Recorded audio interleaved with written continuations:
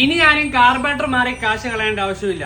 Unicorn, hung, Shine, FC എന്നീ CB carburettor ഉള്ളവരുടെ പ്രധാന പ്രശ്നമാണ് രാവിലെ എടുക്കുമ്പോൾ സ്റ്റാർട്ടിംഗ് ട്രബിൾ, അതുപോലെ മിസ്സിങ് പ്രോബ്ലം എല്ലാം. അതിനെല്ലാം ഒരു പരിഹാരമായിട്ടാണ് നമ്മൾ വന്നേക്കുന്നത്.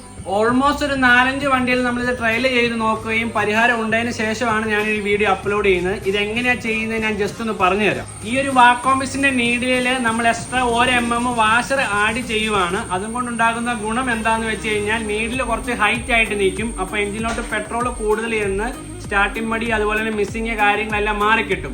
അപ്പൊ പലവർക്കും ഡൗട്ട് ഉണ്ടായിരിക്കും ഇതുകൊണ്ട് മൈലേജ് ഷോട്ടോ കാര്യങ്ങളോ എന്തെങ്കിലും വരുമെന്ന്.